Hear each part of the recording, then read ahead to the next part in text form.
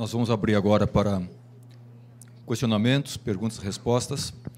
Um deles veio por internet nessa semana. E eu pensei bastante como eu queria responder este. A internet é muito rápida, ela é muito rápida.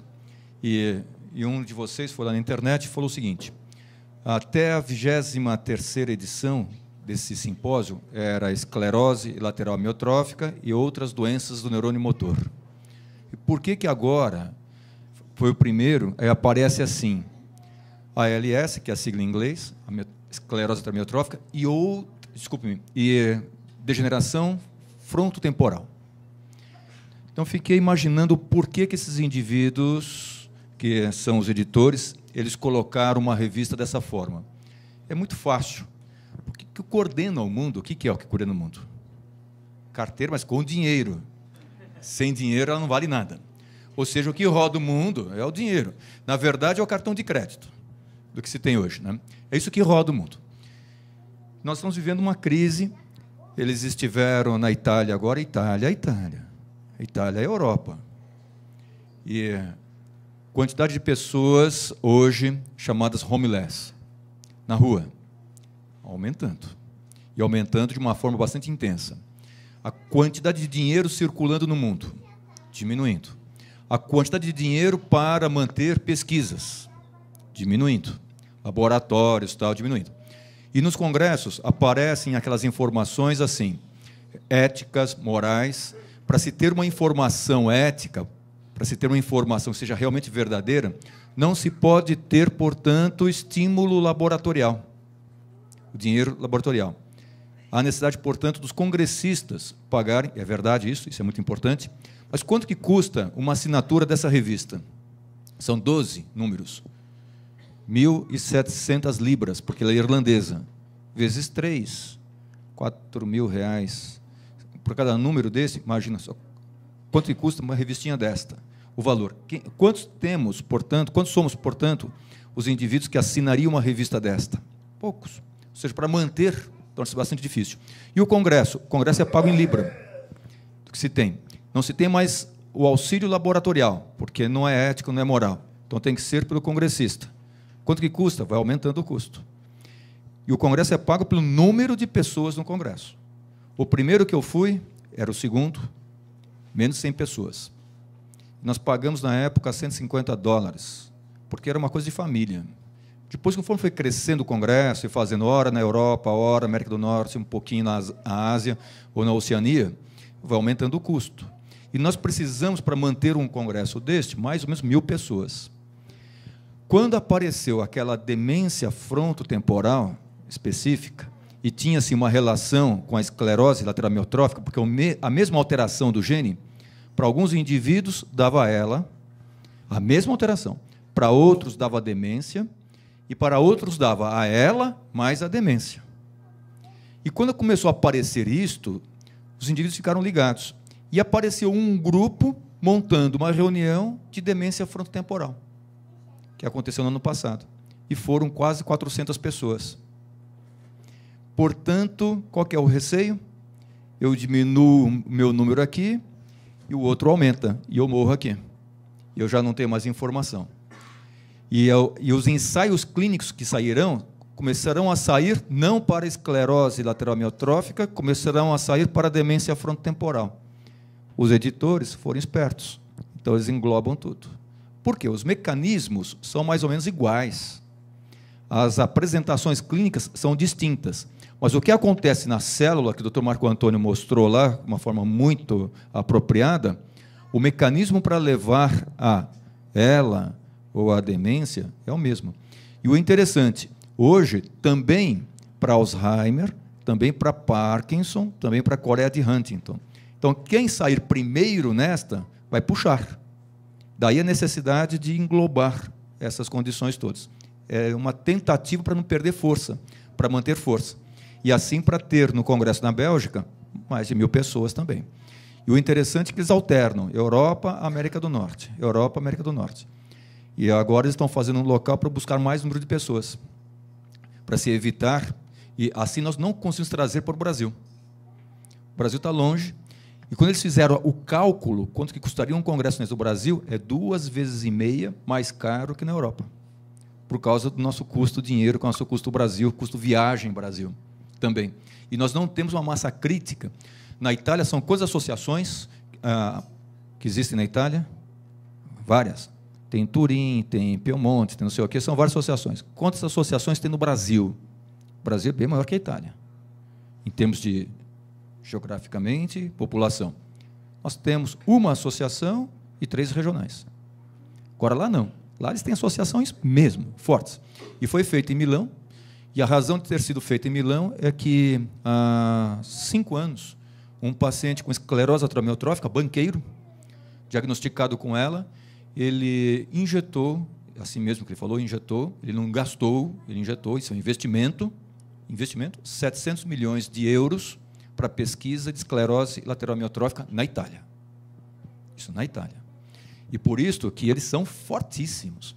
As associações são muito fortes lá na Itália. Mesmo com crise, mesmo com problema, mesmo com gente na rua, do que aparece.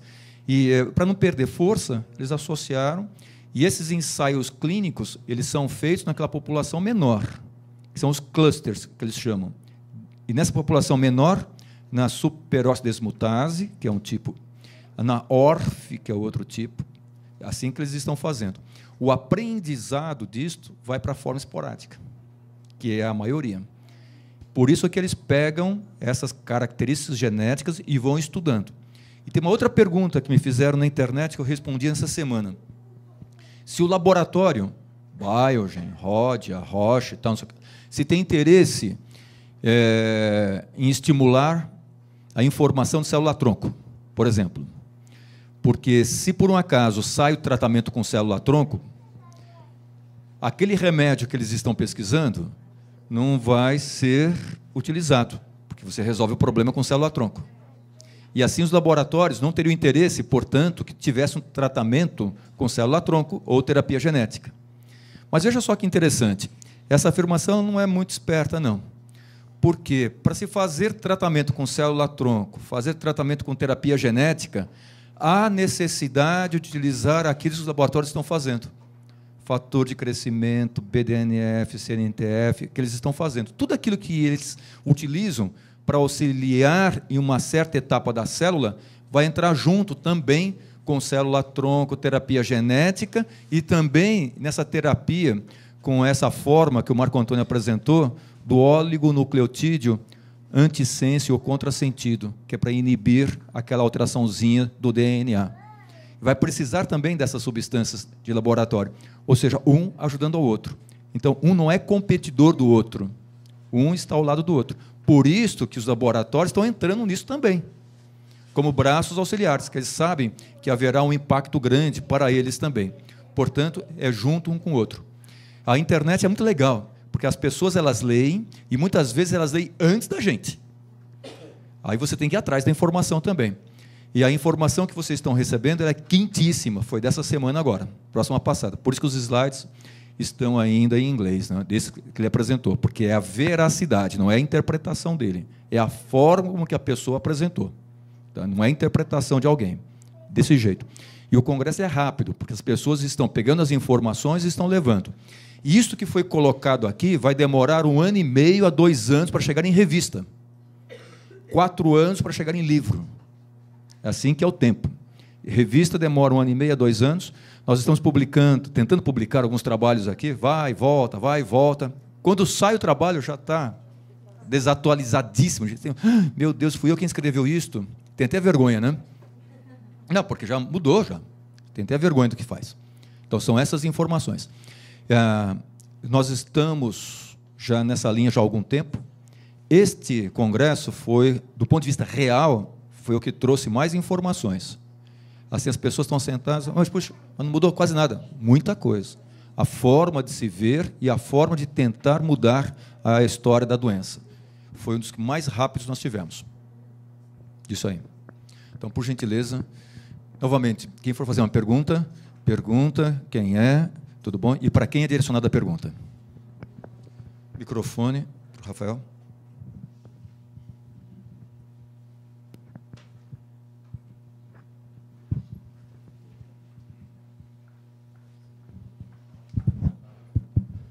Boa tarde, Rafael de Florianópolis, sou filho de paciente com ela.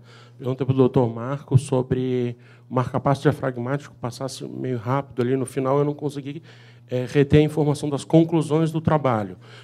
Com um grupo com CVF maior que 65% e aqueles com abaixo de 65%. Existe assim, o protocolo do marca-passo diafragmático, para você ter uma boa evolução, na verdade, conseguir que o paciente seja mantido sem a necessidade de progressão do BIPAP, você ficar com uso noturno, na verdade, até sem ventilação, necessidade de ventilação não invasiva, mantendo baixos níveis de hipercapnia noturna. O paciente tem que ter uma CVF em torno de 65%. Você estimula o frênico, na verdade, estimula através de eletroneurografia, observa que a resposta diafragmática, o diafragma dele está bem funcionante. Isso, através de eletromiografia, você consegue dosar. Isso tem que estar bem direcionado a ele, né? Então, existe um potencial de ação do frênico, que é em torno de 100 microvolts. Eu não estou enganado que é isso. E tem que observar que está funcionante. Então, esse é um outro parâmetro para a coisa funcionar direito. A doença, existem várias formas de doença. Uma que predomina mais em neurônio motor superior, espasticidade, né? Menos atrofia. Então, a doença tem que predominar em neurônio motor superior. Se ele tiver muita atrofia, muita fasciculação, não tiver tanto predomínio em neurônio motor superior, a gente sabe que não vai tão bem com o marca-passo diafragmático. Então, a doença tem que predominar em neurônio motor superior. Essas são as indicações absolutas, quer dizer, para você ter um bom resultado com o marca-passo diafragmático. Como eles tinham uma indicação para esse tipo de paciente, eles tentaram mudar um outro grupo, com uma capacidade vital mais baixa, com uma doença que podia não predominar tanto em neurônio motor superior, e tentaram fazer nesse outro grupo. E o resultado nesse outro grupo não foi um resultado tão bom. O resultado se estimulava demais o marca-passo, a capacidade vital decresceu e o resultado não foi tão significante. Então, a gente sabe que, primeiro com 65% ou com o frênico funcionante, o resultado é melhor. Ele não vai decair tanto, a necessidade do uso do BIPAP não vai ser tão prolongada e o resultado efetivo do uso do marca-passo diafragmático é melhor. Tá bom, obrigado. Ainda na linha do marca-passo, que é o sincronizador, nós temos, na Escola Paulista, aqui no ambulatório, nós temos feito para paraplégicos também. E nós temos feito para as pessoas com bexiga neurogênica, ou seja, aquelas pessoas que não têm um controle do xixi, através desses estimuladores. Ainda, um dos fatores limitadores é a própria fonte que se coloca.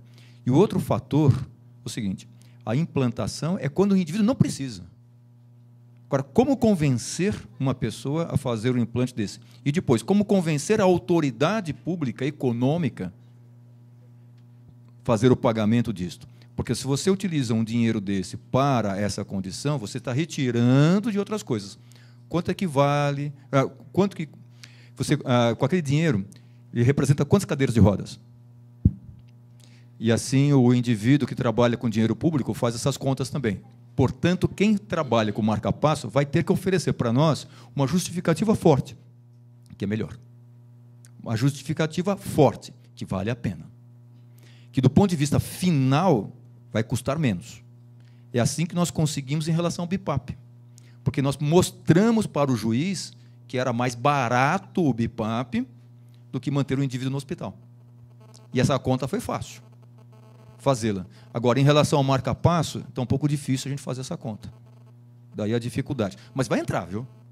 Ele vai entrar. A hora que começar a aperfeiçoar, diminuir a fonte, o tamanho dela, melhorar, é igualzinho que aconteceu com outras formas de sincronizadores. E nesses trabalhos de marca-passo, algum efeito colateral, assim, quando os pacientes tiveram que ser submetidos à retirada do marca-passo, enfim, imaginando uma situação que eu pudesse viabilizar esse procedimento. O N não é, o N é pequeno, não é grande, mas assim não tem complicação cirúrgica. A coisa não tem complicação cirúrgica. Não é uma cirurgia simples. Simples, se bem usado. Na verdade, assim, o treinamento lá é um treinamento, o pessoal é bem experiente, mas a cirurgia não é complexa. Não é complexa. Tá bom, obrigado. Antes da pergunta, eu tenho que fazer uma homenagem especial à dona Natalina. Por gentileza, Natalina, aqui na frente, por favor. A nossa campeã de presenças. Mais do que eu.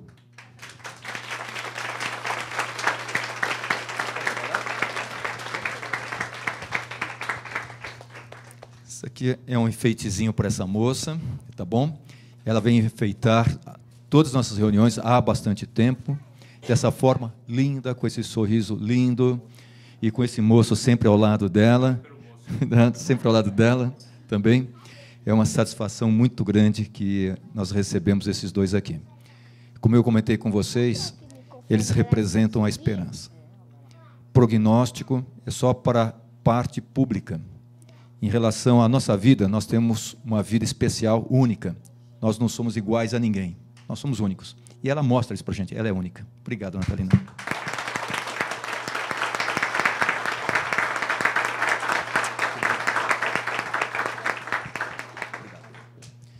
Eu tenho que fazer uma outra homenagem. Vou chamar aqui à frente, por favor. Dona Leide. É a senhora mesmo?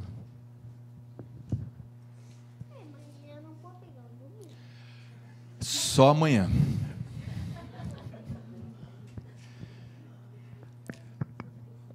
A Leide, ela tem o nome da mãe dela. Eu acho que a mãe dela escolheu muito bem também. Mãe dela, fantástica guerreira, lutadora, as poesias que fazem me sentir viva. Então, assim, ela continua fazendo que outros se mantenham vivos também. Obrigado. Bem. Obrigada, doutor. Obrigada. Agradeço em nome dela.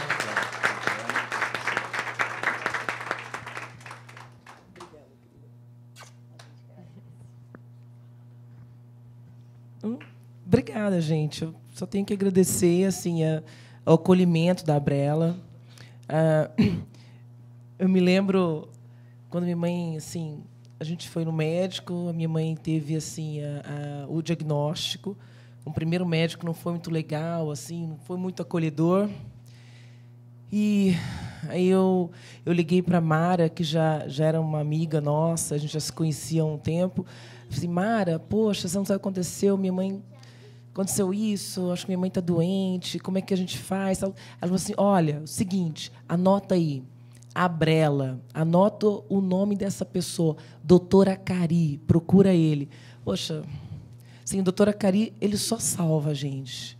A gente passa assim por, assim, esse tempo todo, a gente passa direto por apuros, e apuros assim, não só com relação assim à doença, a evolução da doença, o que fazer, nossa, o que a gente faz agora, socorro, mas assim, alguns apuros com relação às outras pessoas, algumas armadilhas, algumas situações de que a gente se sente meio desamparada, no sentido assim, poxa, não é bem assim como a gente pensa, como que a gente vai fazer agora? A gente não tem apoio, a home care está querendo uma coisa, minha mãe não aceita, a gente também não aceita, como é que a gente vai fazer? E assim, o doutor Acari, ele sempre nos apoiou e nos ajuda, a Brela sempre nos acolhe, então assim, eu só tenho que agradecer assim, a vocês. Então, muito obrigada, a Brela, obrigada a vocês, obrigada, doutora Acari. Isso é ótimo. Da dona Leite, a última tarefa que ela pediu, um atestado. Um atestado para sair de casa, de cama hospitalar, para assistir o Circo de Soleil. E eu me lembro do primeiro atestado, uma casa aqui não queria receber. E a justificativa, e se ela morrer? A resposta foi, faça atestado de óbito. Por quê? Ué, parece que alguém vai viver para sempre. Não vai. E quem ofereceu aquela negativa inicial, eu precisei fazer atestado de óbito dele. Morreu. E olha só. E a dona Leide está aqui, está escrevendo, continua produzindo, continua viva. Obrigado, bem. Agora, o Emerson tem um problema grave. É corintiano. Ele vai tirar um presente. Tira o número, Emerson. É um só, hein? Que número que está aí? Vamos ver se corintiano sabe ler número. Que número, Emerson? 28. Número 28. Será que é 28 mesmo, Emerson? Me parece Augusto. É 28, não? Não, acho que é 98, não é? 9 e 8. 98. É 98, é 98. Muito bom, seu Emerson. Adilson Vieira Lopes. Exato. Está aí o Adilson? Adilson, primeira chamada, segunda chamada, terceira chamada. Outro, Emerson. Tira mais um. Outro. Ou seja, Adilson dançou. Nós numeramos a lista de presença, cada um ganhou um número, e são esses números que estão sendo sorteados. Vocês não têm número aí, mas está tudo aqui. E agora, doutor Emerson? É um. Um, Outro. outro. 3. Isto. Então, agora, 113. Pedro Mota. Pedro Mota. Ô, Pedro! O que você vai dar para ele? A lata? É uma caixa cheia de calcinhas. Me falaram, você quer ou não quer? Ou você quer o outro? Oi? Você quer esse mesmo ou o outro? O outro. Não tá, não. Bom dia. Você quer Bom dia. outro? É? Você está muito grande para esse. É? Então escolhe vendo outro. só? Quer esse?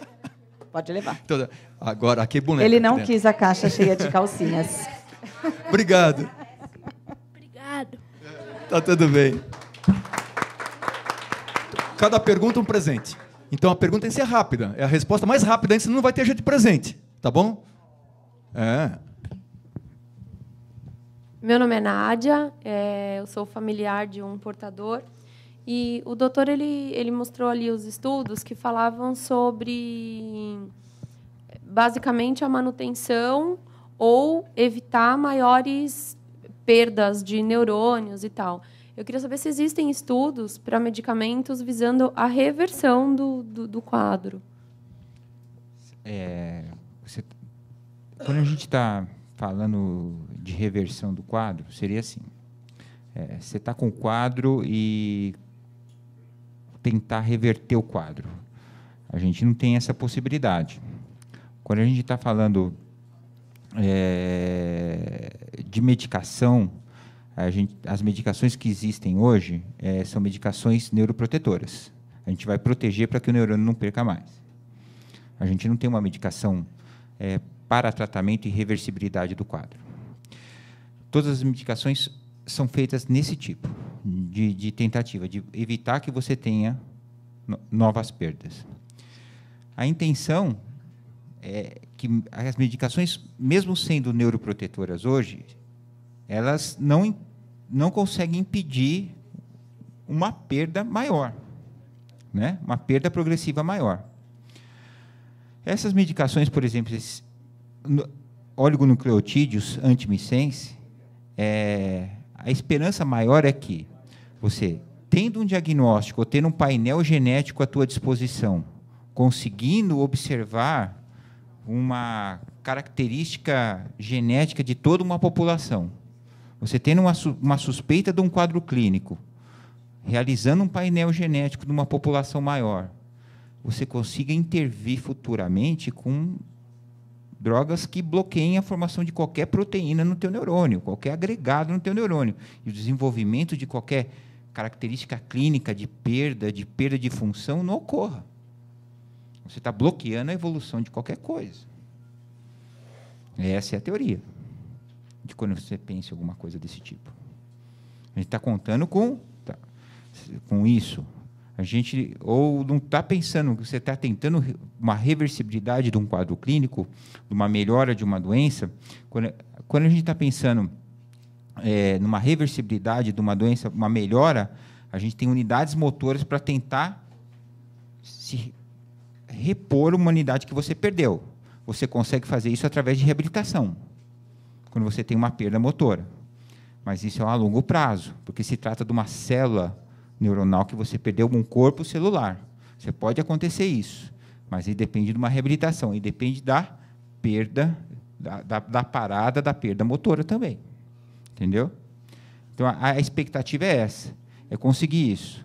As drogas que a gente tem na atualidade são todas drogas que têm uma atuação neuroprotetora, exceto o que eu apresentei aí, aquela NP001, que é uma droga que também é uma droga neuroprotetora, mas ela tem ação anti-inflamatória. Talvez tenha esse tipo de função. Mas também para bloquear uma evolução. Bloqueando esse tipo de evolução. Doutor, uma pergunta assim. Quando o paciente, a minha mãe, ela chegou para vocês muito tarde. Deixa só. Como estamos gravando, se a gente falar qualquer bobagem, está gravado. Assim, a minha mãe chegou para vocês já muito tarde, né?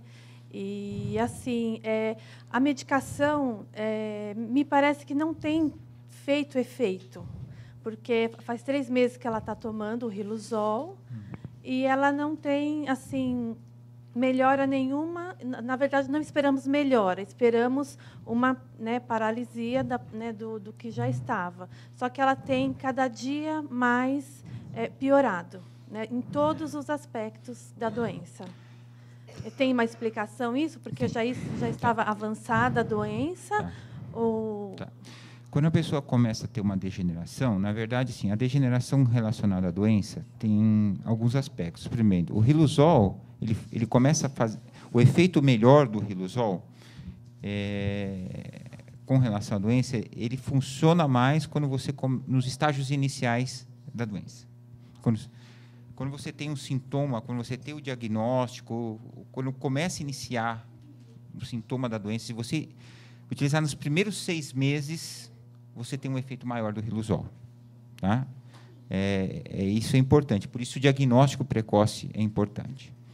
A maioria dos pacientes, normalmente, o diagnóstico vem depois de 1 ano dos sintomas. Essa não é uma estatística exclusiva do Brasil, isso é uma estatística mundial. Né? Até porque existe uma dificuldade grande dos próprios profissionais envolvidos com neurologia até para fazer um diagnóstico.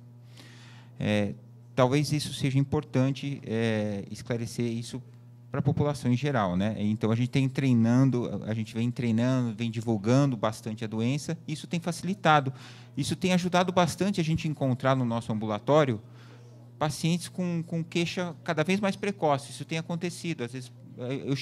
Tem pacientes chegando com a gente com 3 meses de sintoma, com 6 meses de sintoma. Isso tem mudado um pouco a realidade do nosso ambulatório. E é importante falar para vocês também que, de todos os trials de medicação realizados até hoje, são mais de 500, a gente encontra que uma estatística significativa, a estatística maior significativa no tratamento da doença se dá com a equipe multidisciplinar. A equipe multidisciplinar, em conjunto, representa um benefício na evolução da doença maior do que qualquer medicação já utilizada. Eu acho que a medicação é um tratamento coadjuvante, mas a equipe multidisciplinar bem empregada resulta num tratamento muito melhor que qualquer medicação até hoje. Então, a gente tem que agregar esse tratamento.